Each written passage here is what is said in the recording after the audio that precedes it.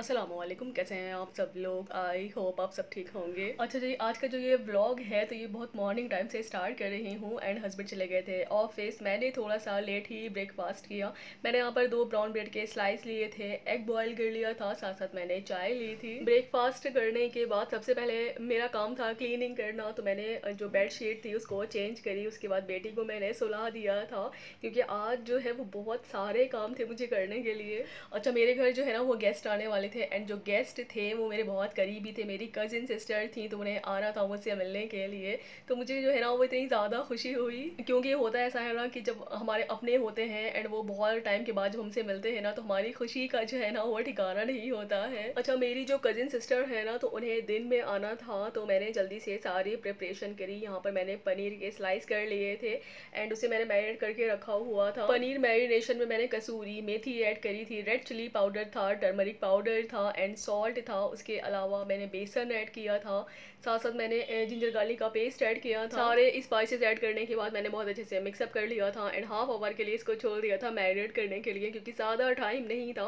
मेरी cousin sister जो है ना वो आ गई थी घर, तो बस इसे मैंने जल्दी से डीप फ्राई कर लिया था। अच्छा, नाश्ता जो था ना तो मैंने बहुत सिंपली रखा हुआ था, बहुत हैवी नाश्ता मैंने नहीं रखा हुआ था क्योंकि नाश्ते में कुछ चीज़ें मेरे पास घर पर ही अवेलेबल थी एंड ये पनीर के पकौड़े बना लिए थे मैंने, बिस्किट थे, मटरी थी एंड बेसन के ये चिप्स थे। ये बहुत टेस्टी होते हैं, हमारे इंडिया में भी मिलते हैं एंड यहाँ पर मुझे मिले ना तो मैं लेकर आई थी। साथ में मैंने चाय बना ली थी, तो बस हमने नाश्ता किया, नाश्ते के साथ बहुत सारी गपशप करी, बहुत अच्छा हम सबने टाइम स्पेंड किया एक दूसरे के साथ। तो बस उसको शाम को जाना हो था तो मैंने कहा कि लंच की जो है ना वो सारी प्रिपरेशन करके रखती हूँ क्योंकि टाइम टेकिंग वाली जो चीज़ें होती है ना तो उसमें टाइम तो लगना ही है। अच्छा, बहुत टाइम के बाद जब हमारे कजिन सिस्टर होते हैं, जो हमसे मिलते हैं या हमारे बहुत दिल के करीब होते हैं, हमारे अपने होते हैं ना, तो जब हम लोग गपशप करने बैठते हैं ना तो टाइम का जो है ना कुछ अंदाज़ा ही नहीं होता, पता ही नहीं चलता, बातें करने में इतने ज़्यादा मशगूल हो जाते हैं तो बस टाइम जो है ना वो कैसे निकल जाता है कुछ पता नहीं चलता। एंड जब मैंने टाइम देखा ना तो मैं शॉक्ड हो गई। फिर मैं जल्दी से किचन में भागी, मैंने कहा कि बिरयानी बनानी है एंड शाही टुकड़े भी बनाने हैं। तो मुझसे बोली कि नहीं कोई दिक्कत नहीं है, मैं तुम्हारी हेल्प करा दूंगी। तो मैंने कहा कि नहीं, मैं अकेले ही बनाऊंगी क्योंकि तुम इतने टाइम के बाद आई हो तो मैं तुमसे काम थोड़ी नहीं कराऊंगी। मेरे पता करने के बाद भी पूरे टाइम वो किचन में ही खड़ी रही और मुझसे बार बार बोलती रही कि लाइए मैं ये कर दूँ वो कर दूँ।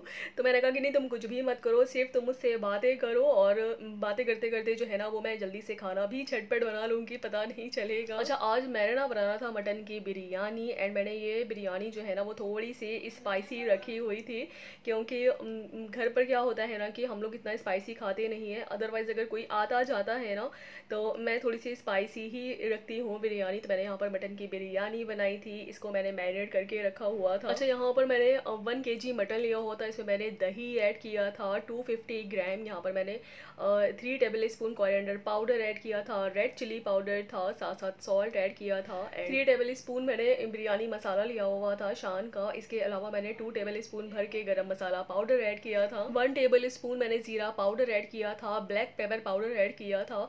तो बस इन सारे स्पाइसेस को ऐड करने के बाद मैंने मिक्सअप कर दिया था। ऑयल में मैंने प्याज ऐड करी, साथ साथ मैंने सारे खड़े गरम मसाले ऐड किए खुशबू के लिए। उसके बाद मैरिनेटेड मटन को ऐड कर दिया था और मैंने साथ साथ ग्रीन चिलीज भी इसमें ऐड कर दिए थे। मटन को मैंने बहुत अच्छे से गला लिया था, 90% कुक कर लिया था, इसमें मुझे हाफ आवर लगा। उसके बाद मैंने चावलों को पहले ही सोक करके रख दिया था। चावल जो थे वो बहुत अच्छे से सोक हो गए थे, फिर उसे मैंने बॉईल कर लिया। बॉईल करने के बाद उसका सारा पानी ड्रेन कर दिया। रेस्ट के लिए मैंने चावलों को छोड़ दिया था 10 से 12 मिनट के लिए। उसके बाद लेयर बाय लेयर ऐड कर दी थी मटन की एंड चावलों की। उसके बाद मैंने नींबू के स्लाइस कर लिए थे, मिंट लीव्स ऐड कर दिया था, कोरिएंडर लीव्स ऐड कर दिया था। तो बस इसे मैंने दम के लिए रख दिया था ताकि जो ये 10% चावल है ना वो बहुत अच्छे से कुक हो जाए। अच्छा, मेरी जो कजिन सिस्टर थी ना तो वो मुझसे बातें कर रही थी किचन में खड़े होकर एंड मटन बिरयानी का जो है ना उसने सारा प्रोसेस देखा मैंने कैसे बनाया। तो मुझसे बोली कि तुम्हारा जो प्रोसेस है ना बनाने का वो बहुत ज़्यादा डिफरेंट है, ये देखने में इतनी टेस्टी लग रही है तो खाने में कितनी टेस्टी होगी।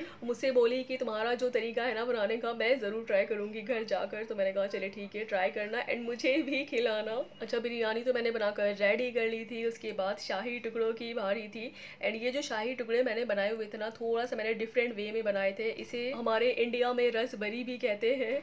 अच्छा, यहाँ पर मैंने ब्रेड के स्लाइस लिए थे एंड जो उसके एक किनारे थे ना तो मैंने उसे कट कर लिए थे इसे मैंने छोटे छोटे शेप में कट कर लिया था। एक ब्रेड के मैंने 4 पीसेस किए थे। तो यहाँ पर मैंने 8 ब्रेड लिए थे इस तरह से, इसके बहुत सारे स्लाइस कर लिए थे। उसके बाद मैंने डीप फ्राई कर लिया था ऑयल में। अच्छा, एक तरफ मैं डीप फ्राई करती रही सारे ब्रेड के स्लाइसेस एंड एक तरफ मैंने चाशनी बनाने के लिए पैन रख दिया था। एंड चाशनी जो है ना मैंने बहुत सिंपल वे में बनाई थी। पानी ऐड किया था, उसमें शुगर ऐड करी थी, साथ साथ मैंने इलायची ऐड करी थी, हरी इलायची मैंने ऐड करी थी। अच्छा, 1 तार की या 2 तार की चाशनी नहीं बनानी है, बस जैसे शुगर सिरप होता है ना, तो मैंने इसी टाइप में चाशनी बनाकर रेडी कर ली थी।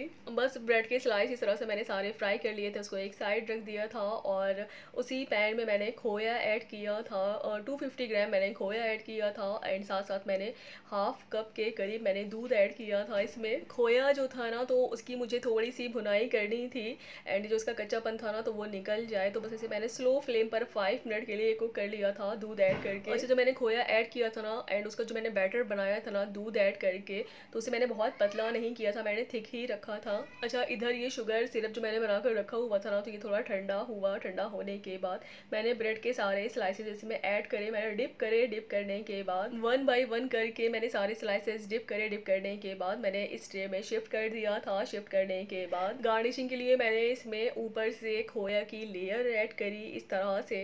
तो खोया की जो क्वांटिटी थी ना, मैंने थोड़ी सी इसके ऊपर ज़्यादा रखी हुई थी क्योंकि ये खाने में बहुत ज़्यादा टेस्टी लगते हैं। अच्छा, शाही टुकड़ों में जब खोए की क्वांटिटी ज़्यादा नहीं होती है ना, तब तक वो शाही टुकड़े नहीं कहलाते हैं। तो जब भी मैं बनाती हूँ ना, तो जो उसकी खोए की क्वांटिटी होती है ना, मैं थोड़ी सी एक्स्ट्रा ही रखती हूँ इसके ऊपर। बस खोया ऐड करने के बाद यहाँ पर मैंने थोड़े से बादाम लिए थे गार्निशिंग के लिए, तो बस मैंने इसे इस तरह से कट कर लिए थे, ऊपर से गार्निश कर दिया था। आपके पास कोई भी ड्राई फ्रूट्स अवेलेबल है ना, तो आप उसे गार्निश कर सकते हैं। अदरवाइज अगर आपको ड्राई फ्रूट्स ऐड नहीं करना है तो टोटली आप इसे स्किप कर सकते हैं। बस मैंने गार्निशिंग के लिए यहाँ पर थोड़े से ड्राई फ्रूट्स ऐड कर दिए थे ऊपर से। तो बस बिरयानी बनकर रेडी हो गई थी एंड शाही टुकड़े भी डन हो चुके थे। शाही टुकड़े जब बन गए ना, तो उसको मैंने सेट होने के लिए फ्रिज में रख दिया था 10 से 15 मिनट के लिए। एंड जो डेजर्ट होता है ना, तो वो ठंडा ही अच्छा लगता है खाने में, चाहे वो शाही टुकड़े हो। स्पेशली अगर खीर मैं बनाती हूँ ना, तो उसको भी मैं चिल्ड करके ही खाती हूँ। सो ये था मेरा बहुत छोटू सा सिंपली सा दावत ब्लॉग। आप सभी को मेरा ये दावत ब्लॉग कैसा लगा प्लीज़ कमेंट्स में ज़रूर बताइएगा, कमेंट्स करके।